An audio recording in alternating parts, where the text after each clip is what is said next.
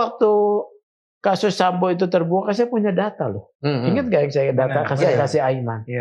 Itu data tidak saya buka aja. Kalau saya buka, bisa Mabes Polri oleh investigasi ke sana. Ini punya siapa nih? Apanya? Perusahaan-perusahaan pengelola judi nih. Betul nggak? Seperti diisukan dengan inisial JH. Ya, benar nggak? Ambil proses pidana. Jadi kalau kita berharap kepada Kominfo, itu sama saja berharap kucing gonggong gitu. Jadi nggak mungkin. Jadi kucing itu mengeong.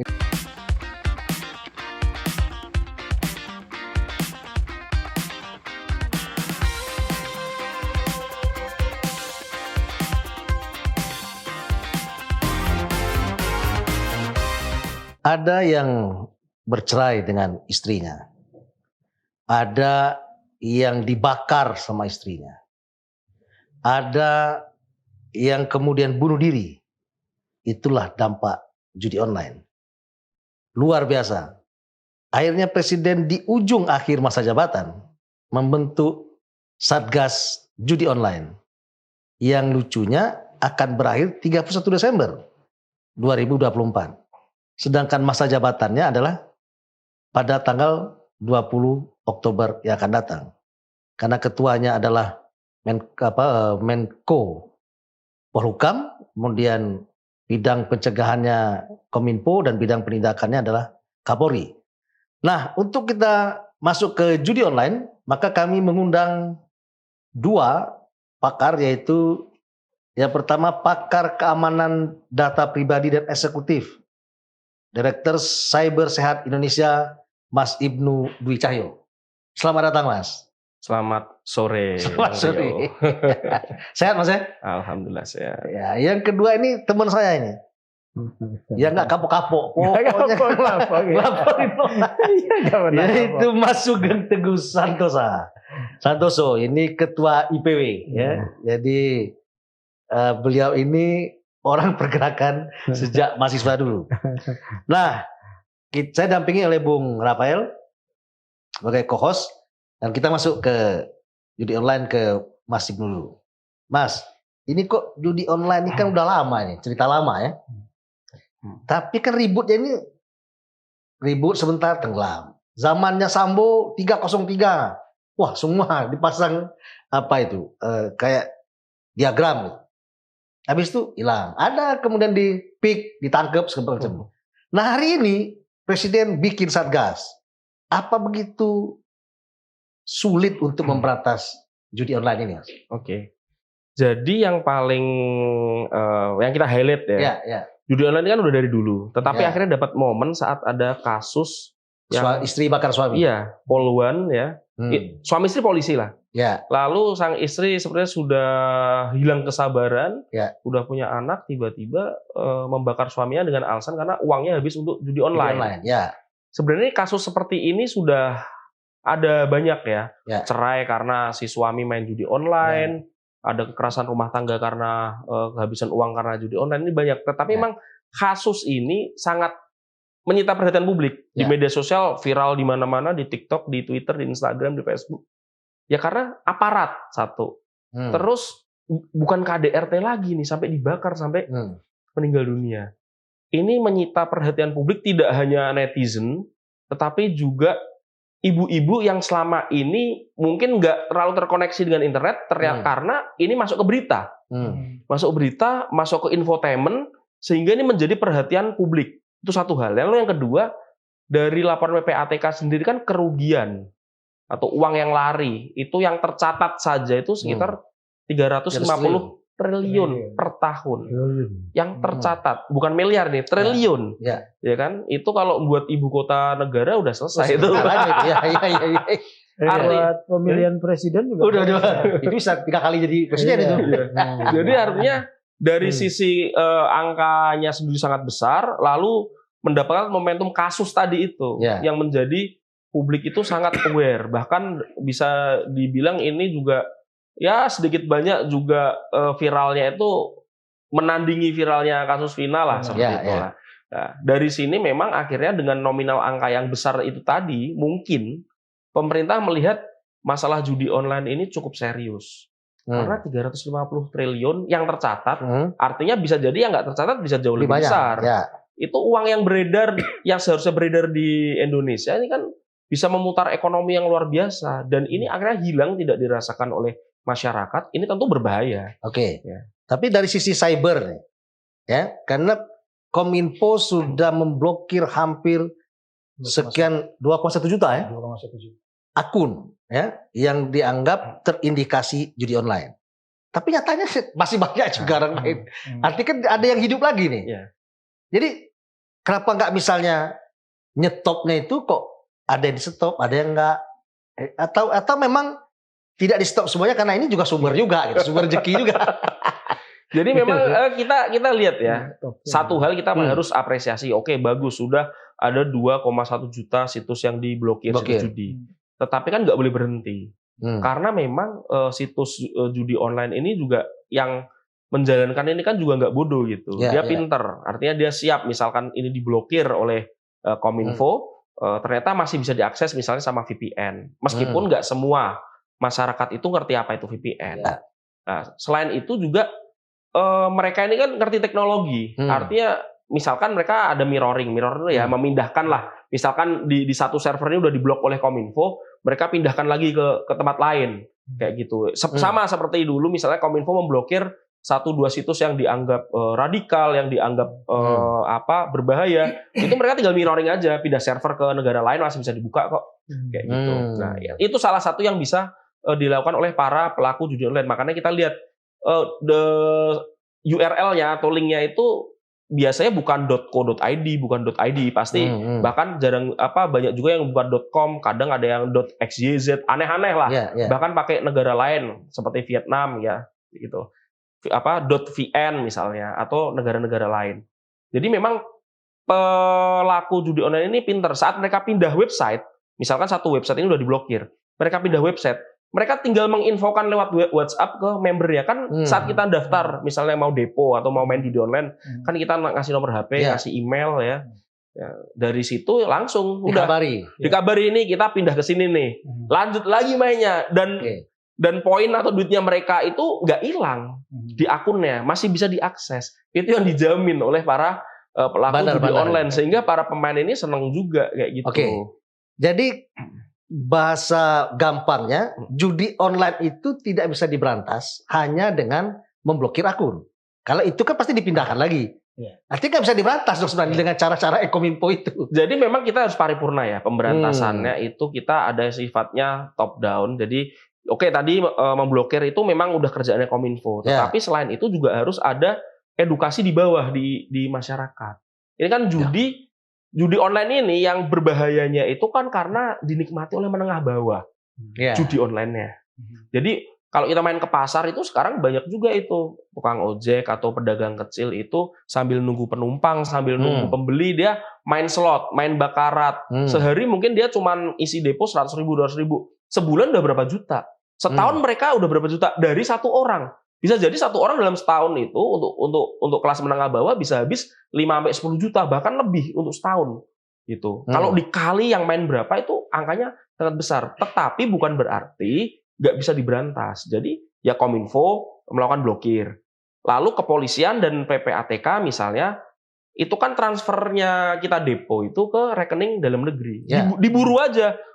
Depo transfer ke rekening bank ini langsung diblokir banknya. Kan harus yang diblokir jangan hanya cuman websitenya, tapi rekening buat ngumpulin duitnya juga harus dikejar dong. Gitu. Kita ke Mas Sugeng. Mas Sugeng, ini masih dulu tadi ngomong blokir itu rekening. Tadi kan PPATK nggak bisa blokir sendiri. Harus polisi dong, permintaan polisi untuk memblokir.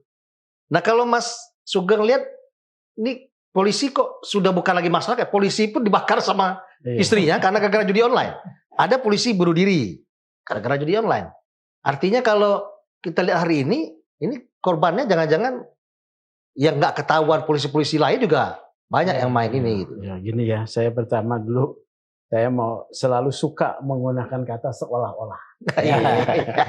Ini kan Presiden membentuk Satgas pemberantasan judi online. Ya. Ya kan? Jangan Satgas pemberantasan judi online seolah-olah. Ya. Karena Seolah-olah saya diberantas. khawatirnya seolah-olah. Ya. Seolah-olah diberantas. Ya seolah-olah diberantas ya. Atau seolah-olah presiden sedang kerja. Ya. Memperhatikan masyarakat. Seolah-olah nih. Ya. Jadi sebagai pertanggungjawabannya seperti saya. Selemah-lemahnya iman saya ngomong. Ya. Presiden selemah-lemahnya iman bikin Satgas. Seakan-akan kalau bikin Satgas persoalan sudah selesai. selesai. Ya. Ya kan? Tugasnya Ya. sudah ditunaikan. Ya tinggal dijalankan. Nah, kalau tadi memang nih kita langsung pada solusi ya. Ya. Saya nggak tahu soal internet, cyber saya nggak paham. Ya. Tapi kalau tadi yang menarik itu memblokir rekening ya. Nah ini mungkin kalau menurut saya ini yang harus dilakukan nih ya. Karena kan perjudian itu transaksinya karena ada kepentingan uang, ya kan. Jadi BI diberi kewenangan memblokir semua rekening terkait yang dicurigai judi online. Tidak perlu pakai proses penyidikan dulu ya. Ketika terindikasi bekukan. Ya ini satu. Ini bikin kapok. Jadi begitu dibekukan dia nggak bisa ambil kan? Ya. Duitnya kan, penjudinya nih. Oh apa tuh bandarnya nih, ya kan? Begitu sudah dibekukan ya, pasti ada timbul komplain. Ada yang misalnya salah blokir ya. Nah kalau salah blokir dibikin mekanisme juga bahwa apabila ada keberatan dan keberatan itu bisa ditunjukkan buktinya dalam waktu 1 kali 24 jam dibuka. Jadi kita BI bersama pemerintah Bank Indonesia membuat regulasi pemblokiran rekening-rekening yang dipakai untuk judi, diduga kuat judi online tanpa proses penyidikan. Oke. Ya itu satu. Ya terus. Pertanyaannya kenapa itu tidak dilakukan selama ini? Nah ini kita usulkan, ya kita usulkan. Atau mereka sebetulnya sudah berpikir gitu ya. Kalau dilakukan ini transaksi judi online-nya enggak ada nih, ya kan? Jadi ada kepentingan juga. Nah, itu masalahnya kan ya. Iya kan? Apa yang Mas Ibnu bilang blok aja. Karena kalau dibikin Satgas ya, ini kan baru namanya rencana kerja. Ya, disusun lah sebulan paling enggak. Iya ya. Karena sebetulnya ini kalau saya bilang Polri sedang ditegur. Ya. Sedang ditegur, sedang dijewer. Masa kerja berdasarkan Kepres? Iya. Kan ada yang lebih tinggi yaitu undang-undang. Ya kan? Iya. 303. 303 ya. Ya. Itu kan undang-undang. Ya kan? Kemudian undang-undang IT itu undang-undang. Kenapa harus dengan Kepres? Gitu. Artinya bahwa setelah proses begini kok yang dikasih tugas nggak selesai-selesai gitu. Presiden sedang mengingatkan, kalau benar dia sedang mengingatkan atau sedang seolah-olah mengingatkan ya. Ini juga nih ya. Kenapa nggak langsung ditegur Kapolri-nya aja misalnya? Iya, dengan itu sebetulnya dengan Kepres itu tegurannya keras loh. Iya kan? Kalau itu udah di ruang publik tegurannya. Kalau ditegur langsung kan dipanggil kan, ditegur kan nggak ada yang tahu. Dengan Kepres itu teguran. Gini Mas Sugeng, Satgas ini kan seolah-olah iya, ini pengakuan bahwa lembaga-lembaga yang diberikan kewenangan atau mandat untuk melakukan tugasnya nggak jalan, nggak berfungsi. Iya, itu dia makanya saya bilang ditegur. Tapi tegurannya terbuka, gitu loh ya. Paham nggak nih sebetulnya ya? Tegurannya terbuka. Karena kan nggak perlu pakai Kepres. Coba dilihat lagi di Kepres. Ketua Harian Penegakan Hukum Kapolri. Iya. Karena memang nggak bisa lagi siapa lagi mau ditunjuk, ya kan? Siapa lagi mau ditunjuk ya? IPW ditunjuk. Nggak mungkin dong IPW, ya kan? Nggak mungkin Jaksa Agung. Karena Jaksa Agung bukan tukang melakukan penindakan tindak pidana perjudian. Ternyata ditunjuk Kapolri. Padahal Kapolri berdasarkan kewenangan undang-undang pidana, ya memang dia. Jadi sebetulnya berguna nggak sih di Kepres ini? Iya kan? Kalau misalnya ini sekarang begitu Kepres dikeluarkan 14 Juni, di HP saya itu sudah nggak ada yang nawarin lagi. Kak, ayo depo Kak. Ada nggak? Nggak ada. Tiarap. Di sono juga udah dikasih tahu di Kampung Dewa sana. Ini Kepres mau keluar, lu tiarap dulu. Jadi sebetulnya ini saya meragukan, ya. meragukan bank ya. Di sini dikatakan Ketua Harian Penegakan Hukum melaporkan per 3 bulan kepada Ketua Satgas Menko Polhukam, ya kan? Setelah itu Menko Polhukam melaporkan juga kepada Presiden, ya. Kita lihat nih 3 bulan. Jadi Satgas ini harus menyampaikan pertanggungjawaban publik, akuntabilitasnya publik kita tunggu Juni, Juli, Agustus, ya. Pada saat mendekati yang nama Juni, Juli, Agustus, September. Ya. Pada saat tanggal 14 September dia harus melakukan kepada publik. Saya menuntut menyampaikan pada publik, ya. Karena kita mau lihat nanti ada perbedaan nggak, ya, dengan Satgas dengan kerja sebelumnya, ya.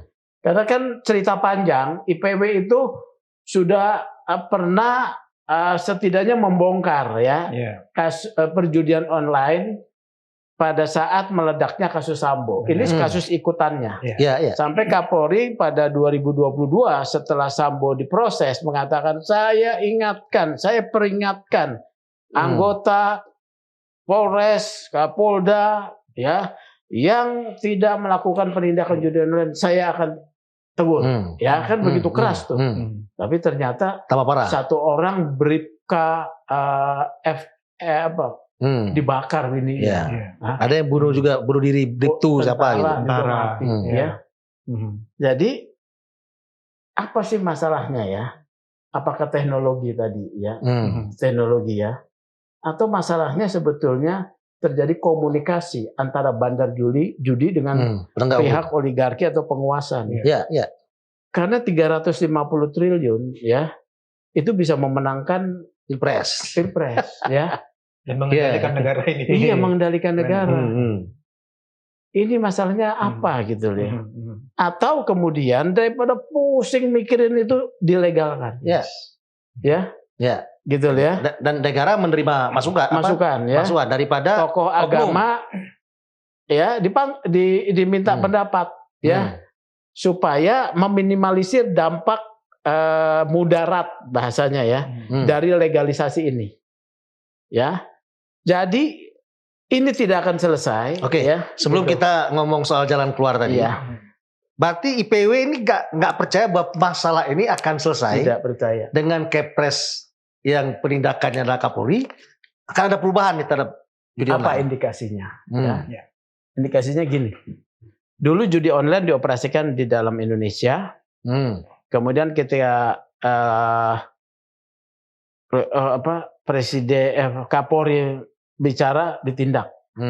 Terus mereka berimigrasi kan ke Kamboja, Thailand. Kamboja, ada bikin kampung dewa itu di sana. Inisialnya juga JH ya. Ini dekat dengan seorang petinggi polisi dulu ya. Inisialnya A. Nah, kan ada orangnya. Ya. Dia melakukan tindak kejahatan. Ya, saudara saya ada yang kerja juga di Kamboja. Iya kan? Nah, cewek kenapa nggak ditangkap dia? Dengan pakai asas nasionalitas aktif, ya kan? Di Indonesia tindak pidana judi itu adalah pelanggaran pidana, ya. Di Kamboja mungkin tidak. Coba terobosan bahwa menggunakan asas nasionalitas aktif dengan pendekatan korbannya adalah orang Indonesia, ya. Tindak pidana terjadi di Indonesia, gitu kan? Ya. Investigasi ke sana. Ini punya siapa nih? Apanya? Perusahaan-perusahaan pengelola judi ini. Betul nggak? Seperti diisukan dengan inisial JH. Ya, benar nggak? Ambil proses pidana. Lah orang yang apa itu namanya tambang timah udah diperiksa aja belum jadi tersangka, ya kan? Big bossnya ya. Jadi itu saya mau bilang kita ini negara hukum seolah-olah ya. Pemerintah seolah-olah mengurus rakyatnya ya. Kemudian penegakan hukum juga seolah-olah ya. Jadi seolah-olah ditegakkan.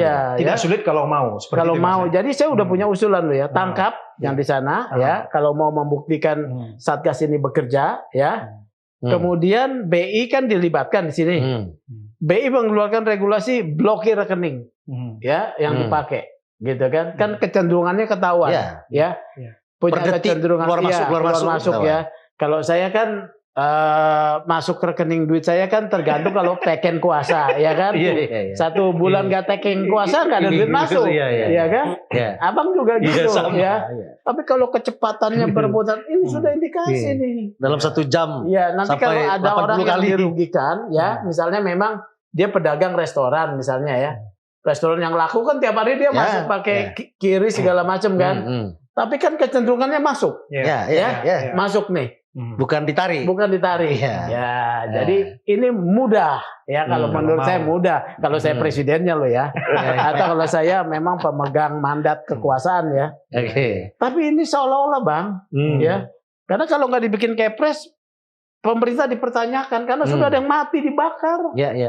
Itu aja menjawab itu sebetulnya. Dan itu bagian dari kejengkelan masyarakat terhadap masyarakat lain karena dianggap tidak ada satupun yang bisa mencegah nggak ada. Persoalan judi online ini. Gila Bang. Nih.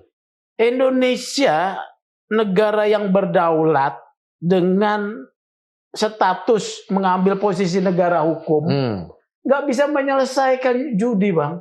Ini gila Bang. Gitu loh. Jadi saya udah nggak habis pikir. Oke. Bentar, kita ke Mas Ibnu. Ya. Berdasarkan cyber nih, ada nggak cara lain yang bisa dilakukan dengan lebih canggih gitu? Tidak seperti Kominfo yang kalau cuma barangnya muncul blokir, barang muncul blokir, itu akan muncul terus, blokir lagi. Tapi misalnya ada satu sistem atau teknologi yang tidak bisa dibikin misalnya, atau tidak bisa masuk ke Indonesia misalnya, kayak di China itu kayak Badu misalnya. Badu itu apa itu? Jadi kayak di Korea Utara misalnya internet di stop. Iya, tunggal ya. Tunggal misalnya gitu. Iya. Minimal sementara lah untuk mereka kerja serius. Karena kalau cuman ada matiin, ada blokir, itu kan dia kan muncul terus. Iya. Jadi kerjaan Kominfo itu hanya memadamkan api yang seperti pemadam bakaran gitu. Jadi secara teknis di Indonesia ini kan provider internet itu banyak. Ya. Ratusan lah mungkin ya. Artinya saat dilakukan pemblokiran, bisa jadi dari ratusan itu sebagian besar sudah terblokir. Tapi ternyata ada beberapa yang belum terblokir. Itu juga Kominfo biasanya langsung menginfokan tuh ke provider ini kok belum diblokir kayak gitu. Meskipun jadi ini hanya pemblokiran ya karena situsnya ini dari luar negeri. Nah, tapi gini, pelaku ini nggak kalah cerdas. Misalkan mereka diblokir, mereka kan mirroring ya. Mereka tuh kadang-kadang, bukan kadang-kadang, bahkan kalau kita cek di pemberitaan, situs judinya itu ada yang diselipkan di situsnya kementerian. Ada diselipkan di situsnya pemerintahan, bahkan di kampus. Bisa. Jadi kalau kita lihat pemberitaan setahun terakhir atau 6 bulan terakhir, masih ada itu. Kayak gitu. Jadi itu mereka di Kementerian Pendidikan sekalipun. Iya. Artinya mereka itu memang nggak akan kalah cerdik. Yang bisa dilakukan oleh Kominfo di tanah air ya memang itu yang bisa dilakukan. Blokir. Beda kalau di Cina sama di Korea Utara. Providernya mungkin cuma 1-2 internet. Jadi ya udah blokir, udah kayak gitu. Cepat ada lagi, udah langsung. Karena di Indonesia ini pelakunya pemain bisnis internet ini banyak. Jadi ini memang take time. Untuk melakukan blokir satu mungkin nggak langsung ke blokir semua. Tapi ya mau nggak mau itu harus dilakukan. Karena jadi blokir 1 muncul 3, kan gitu. Karena itu untuk menghentikan total mungkin susah ya. Tapi untuk sangat mengurangi itu ya tadi kembali lagi yang bekerja ini nggak hanya Kominfo. Tapi bagaimana kepolisian tadi ya dengan laporan PPATK itu melakukan tadi seperti kata Mas Sugeng memblokir itu rekening-rekening itu. Kenapa sih pakai rekeningnya Indonesia? Karena banyak yang menjadi korban ya, korban judi online itu kan menengah ke bawah. Jadi mereka perlu kemudahan untuk transfer depo. Untuk depo. Kalau itu misalnya pakai PayPal, ya, atau pakai kartu kredit, susah banget. Siapa yang mau depo? 100.000, 50.000, deponya ya udah transfer aja. Akhirnya kan artinya kan duitnya masih di Indonesia nih. Masih di Indonesia. Dan mudah dideteksi. Mudah dideteksi dengan. Jadi kan, artinya kan nggak belum keluar duitnya. Kalaupun keluar ya nggak banyak, kan ada aturan. Iya, makanya aturan bank kan. Ya masa duit 100 triliun diangkut pakai kapal kan juga. Iya. Jadi sebenarnya ini uang ya kalau menurut kami masih ada di tanah air sebagian besar. Jadi kuncinya ya bagaimana Kominfo, PPATK dan kepolisian ini bersinergi. Nah, tadi kepres itu harusnya juga menyasar ke sana. Teknisnya itu harus diarahkan ke sana. Jangan cuman fokus pada take down atau memblokir situsnya. Itu iya harus dilakukan. Termasuk Kominfo melakukan edukasi lewat SMS ya itu salah satu yang bagus dilakukan, tapi nggak cuma itu. Follow the money itu tadi paling Follow the penting. money. Jadi follow the money. Kalau kita buka satu situs judi online, kita mau depo, pasti rekeningnya Indonesia kok. Banknya pasti Indonesia kok gitu. Kalau misalnya mereka punya server di Kamboja ya nggak, terus rekeningnya Indonesia ya pemainnya orang Indonesia, kan patut diduga ada orang Indonesia yang bermain, yang menjadi apa itu? Jadi menjalankan itu loh. menjalankan atau yang menikmati. Kan nggak mungkin misalnya orang Kamboja cuma buka rekening terus tukang ngambil duitnya siapa? Kan orang Indonesia juga. Ya. Kan kalau ngambil ATM di Kamboja kan ada batasnya. Tetap memang pada akhirnya ngambil duitnya juga di sini. Nah, ya itu. Orang Indonesia kan? Ya, artinya seperti tadi dikatakan oleh Mas Sugeng, ada patternnya. Oh, uang banyak masuk, tapi di hari yang sama ditarik misalnya. Ada uang banyak masuk, di hari yang sama ditarik terus. Maksud saya gini, orang yang suka nipu lewat ATM itu, ya pakai lidi korek, itu polisi tahu kan nangkapnya. Kalau ini ngambil di judi, hampir tiap hari ngambil, masa polisi kata, wah itu ngambil uang judi, hasil judi online. Kan itu ada kan, ini, ada apa? Ada CCTV. Ya. Pengambil rekening ini, nomor ini patut diduga karena keluar masuknya besar, cepet. Nah ini patut diduga jadi nomor rekening itu kan pasti diambil ketahuan. Iya. Di mana? Nah, kan dia nggak mungkin kalau misalnya dia transfer, taruhlah transfer yang nggak pakai limit. Kalau pakai limit kan 100 juta. Itu pasti diambil cash langsung ke bank biasanya. Kalau ambil ke bank ya pasti tahu lah pakai tulis. Karena nggak mungkin misalnya masuk nih ada rekening pengumpul ya. Rekening pengumpul itu tempat kita transfer depo. Ya. Misalkan kita mau ambil itu 1 miliar. Kalau ditransfer langsung ketahuan dong transfernya kemana.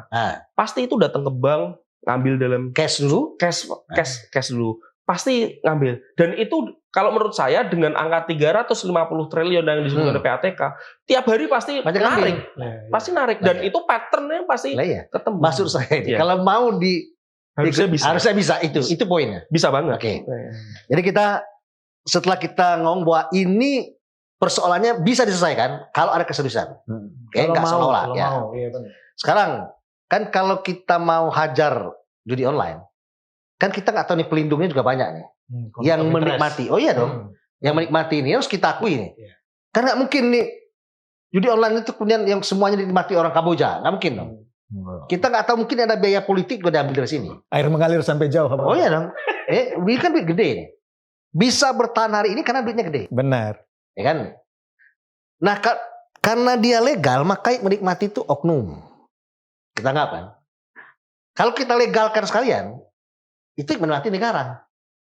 Kan tinggal pilih aja nih. Buka aja judi online itu resmi, Anda boleh buka judi online, bayarnya sekian. Misalnya. Atau judi online-nya diarahkan ke judi, misalnya di Bali lah. Bali mungkin orang lebih permisif karena itu lokalisir. Ya.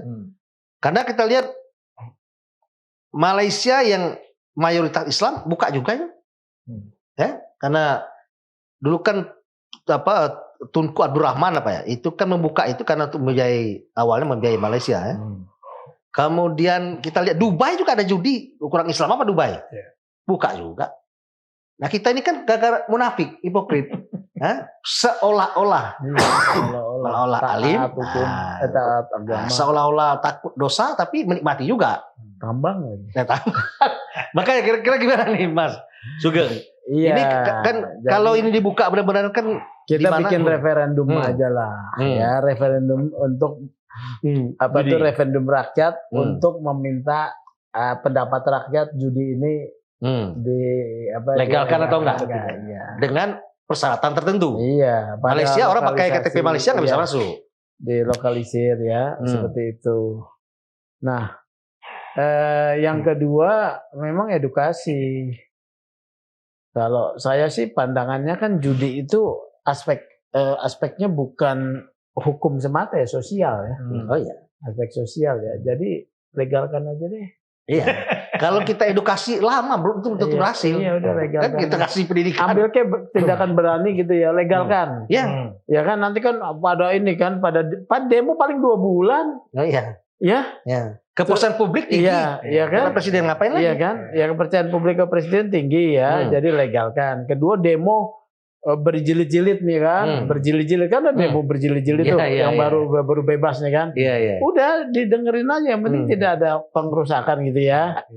Terusnya kan nanti begini juga, habis itu di ini kemudian BLT kan nanti dibilang uang haram.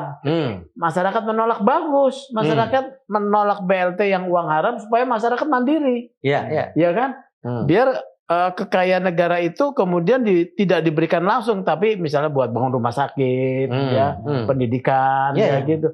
Nggak selesai loh masalah judi online. Infrastruktur. Iya kan? Jadi terkontrol gitu ya, terkontrol. Pajaknya bisa dinaikin dan yang masuk juga pajak tinggi. Ada syarat tertentu. Iya kan? Kalau 350 triliun setahun, kita dapat 50%-nya pajak aja berapa?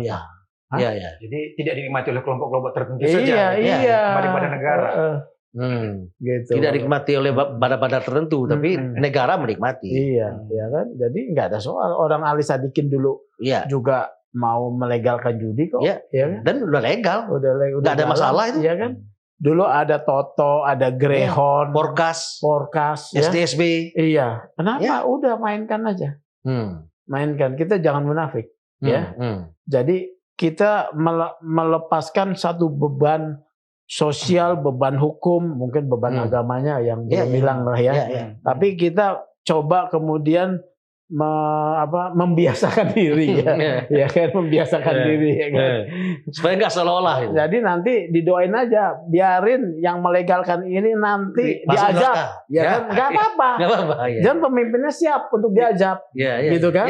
Saya siap menampung untuk diajak, gitu kan. Daripada diam-diam nggak legal, diajak juga. Terima juga, iya kan, terima juga duitnya. Kadang-kadang nih, yang mana nih? Orang saya waktu kasus Sambo itu terbuka, saya punya data loh. Ingat gak yang saya data kasih Aiman?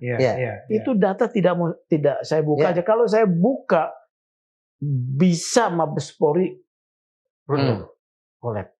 Ya 900 miliar itu? Bukan, nama-nama. Nama-nama itu yang diagram itu? Bukan diagram, nama-nama penerima. Itu kan data saya kasih Aiman. Saya nggak mau buka. Nah, saya mempertimbangkan kegoncangannya ya. Saya juga harus data itu data belum terverifikasi juga ya. Jadi ada data nama-nama saya tahu, tapi saya sudah cocokkan 1, 2, 3 cocok. Gitu ya. Jadi daripada begitu dilegalkan saja deh ya. Daripada mumet ini urusan judi ini nggak selesai-selesai. Dilegalkan sama penindakan. Kan setelah legal, yang kan tidak legal ditindak, yang tidak legal ya, gitu. Itulah. Mas Sugeng, saya tertarik dengan nama-nama itu tadi. Nama-nama itu sempat Mas enggak saya publikasi. Enggak, bukan publikasi kan, artinya ya mungkin berkomunikasi dengan saya si pemilik rumpun eksekutif. Enggak, saya tidak. Kalau saya punya data itu, saya mendatangi satu-satu, kemudian saya bilang namamu ada, saya pemeras. Saya memeras dia dong. Bukan maksud saya, entah Mas berkirim surat ke presiden kah? Enggak. Udah tahu kok. Ya kan, data itu sudah tahu. Kalau IPW aja tahu, apalagi presiden. Mana presiden tidak tahu? Aduh, gimana sih? Orang saya dapat datanya itu dari orang dalam. Data itu tersimpan dalam database saya sampai hari ini gitu ya, database IPW. Ya, jadi memang daripada mumat-mumat ini ya, kita legalkan. Gitu. Jadi terkonfirmasilah negara itu seolah-olah tadi itu. Iya, kan makanya saya kan ini udah kenyang. Menerima pengaduan masyarakat, menganalisis, kemudian segala macam. Akhirnya saya bilang ini negara hukum seolah-olah kita nih. Ya, capek ya, makanya selama-lamanya Iman gue ngomong aja lah ya. Kalaupun nggak berurusan lo gitu ya. Kalau masuk neraka masuklah sana. Jangan ajak saya. Oke Mas Ibnu. Jadi kalau kita dengar dari Mas Sugeng, ada kepesimisan melihat situasi judi online, kemudian ada nama-nama besar juga para oknum yang terlibat dan sebagainya. Apa masih penting kita untuk memberantas judi online ini? Saya pikir ini mungkin ada kewajiban moral obligation ya. Apalagi pemerintah juga. Kalau sekarang judi masih ilegal ya. Dan di Jakarta kan dulu ya kita punya pengalamannya judi legal itu kan dalam tanda kutip offline ya. Ya. Ini judi online kalau dilegalkan ini nanti bentuknya seperti apa saya masih Kita belum tahu betul. belum tahu seperti itu. Tapi kan kita bisa studi banding ke Kamboja bagaimana yang legal. Karena nanti kita akan kembali akan lihat. Misalkan itu nanti dilegalkan, guncangan sosial atau kasus-kasus serupa ini masih terjadi apa enggak? Bisa dilegalkan. Ada institusi negara yang mengontrol bandarnya supaya dia tidak memainkan sistem. Iya. Ya artinya kan? main curang dalam judi online ini. Iya, gitu loh ya. Kok dia menang terus gitu? Iya. Rule of law-nya kita yang buat gitu. Rule-nya kita yang bikin. Rule of game-nya. Pemerintahan. Ditungguin tempat mesin itu. Kemudian yang mendaftar gitu usianya di atas, penghasilannya kemampuan ekonomi. Iya, jadi dibikin kan sistem IT kan sudah bisa memprofiling orang, ya. Bukan penerima BLT, tempat tinggalnya terpetakan. Misalnya kalau begitu namanya nyaut bahwa dia penerima BLT. Iya, KTP ini, wah nggak bisa nih daerah ini, daerah kumuh nih, nggak bisa. Pedagang sayur nggak bisa nih. Iya. Gitu sistem regulasinya bisa menfilter sistemnya. Kalau dia ilegal nggak bisa dia lolos semua. Lolos. Begitu masuk sistem orang mau depo, tak sistem bekerja, ya. Ini orang rumahnya di daerah PIK, boleh, ya kan? Ini daerah Menteng, boleh, ya kan? Ini penghasilannya seberapa besar, pajak langsung tersistem terkoneksi pajak. Oh pajaknya aja dia bayar besar, bisa. Oke. Pertanyaannya Mas Sugeng, bandar judi tidak mau akhirnya. Itu maksud saya. Akhirnya bandar judi nggak mau, gue nggak mau udah main itu judi karena ini. Kan begitu ya. Iya. Nah, bikin lagi yang ilegal. Ya itu.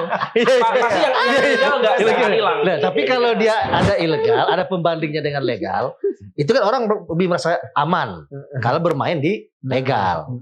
Kalau orang bermain di legal kan sanksi lebih keras dan ada alasan nih pemain-pemain legal akan mengeroyok pemain ilegal. Daripada yang hari ini semua ilegal, semua saling melindungi nih. Yang menikmatinya oknum melindungi bandar juga memberikan upeti kepada yang melindungi. Akhirnya kan gitu nih. Berkelindannya ke dalam ketidak ilegalan. Kalau ilegal terbuka malah pemerintah dapat, kemudian orang main juga dibatasi dan sebagainya lah. Ada regulasi yang bisa dibangun. Kemudian kalau mau judi misalnya di Pulau Seribu sana, yang orang harus store 100 juta baru bisa main gitu. Offline ya. Itu yang offline-nya gitu. Iya daripada ke luar negeri kan. Ya. Daripada seperti hari ini. Karena toh cyber juga nggak bisa memastikan bisa ditutup. Ya kan?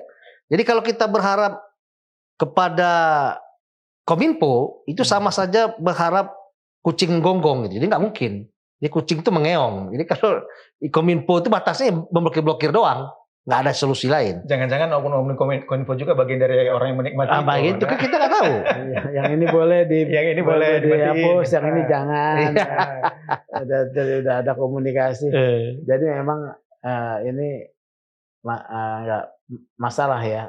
Dan saya anehnya ya, akuntabilitas publik dari pemerintah itu kurang. Kan dia membentuk satgas. Harusnya dia kalau diundang nih sama forum nih, dia datang, mengedukasi, meyakinkan masyarakat. Oh satgas ini yakin loh bisa menyelesaikan ini. Caranya gimana? Dari Kominfo bilang, kami sudah memetakan ini, ya kan? Terus dari Polri juga, oh ya kami bekerja sama begini, kan jelas. Tapi kita punya pemerintah yang tidak punya akuntabilitas publik. Akuntabilitasnya dia hanya kepada pimpinannya saja, kepada publik tidak. Ini yang saya mau bilang, masa akhirnya yang cuap-cuap NGO terus, nggak bisa dong, ya.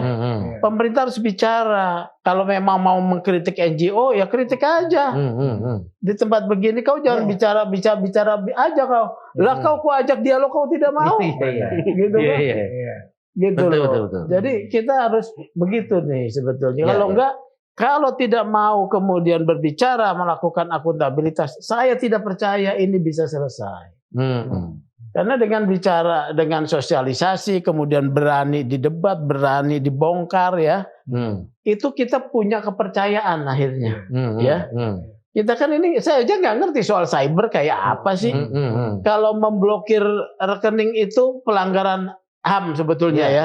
Kan saya nyablak aja udah blokir aja, mungkin salah ya. Orang BI bicara nggak bisa Pak Sugeng begini. Ya jadi bisanya bagaimana gitu loh. Kita ketemu jadi nggak parsial ya. Iya, nggak usah sendiri. Itu Bang. Gitu, Oke. kira-kira. Jadi kita masih menunggu Satgas judi online untuk bekerja, jangan seolah-olah bekerja atau bekerja seolah-olah. Karena itu sebelum kita akhiri, kita minta dulu closing statement dari Mas Ibnu. Gimana kira-kira ke depan? Ini setelah seolah-olah. Ya mungkin kalau dari saya ya sebagai masyarakat, kita berharap oke, jangan terus-menerus masyarakat disalahkan. Ini kan juga ada tendensi lu aja tuh suka judi, duitnya habis segala macam. Masyarakat tadi harus diedukasi. Nah, edukasinya itu sejak dini gitu. Misalnya judi online itu juga harus diedukasi, jangan ikutan judi online. Nanti ini mudorotnya apa saja. Kadang mereka itu masyarakat kalau diajak ngitung bareng, kamu depo sehari 100.000, sebulan kamu habis berapa juta, 2 juta, itu udah bisa dapat motor matic mahal itu setahun misalkan. Harus diajak kayak gitu, dan itu nggak hanya harus edukasi di sekolah, tapi juga sampai di arisan RT RW, ya, pertemuan kelurahan, pertemuan desa, itu harus sampai ke sana. Karena judi online ini nggak cuma di perkotaan, di desa-desa, di pelosok, itu asal mereka udah terkoneksi internet langsung gitu. Bakarat nih, slot nih, langsung mereka. Nah, itu jadi untuk masyarakat harus diedukasi agar masyarakat ini nggak selalu jadi korban.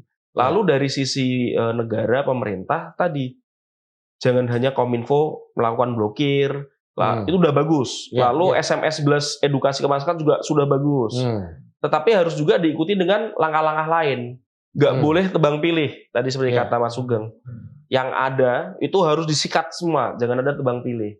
Kalau perlu, Kominfo buat website khusus laporan untuk masyarakat melaporkan. Ini ada situs judi online, masyarakat lapor sini. Masyarakat bisa memantau. Masyarakat udah submit ini 1 minggu yang lalu, udah diblokir belum sama Kominfo? Kok sampai setengah tahun belum diblokir? Masyarakat bisa viralin juga. Ada apa? Saya udah lapor loh ke Kominfo ini laporannya ini.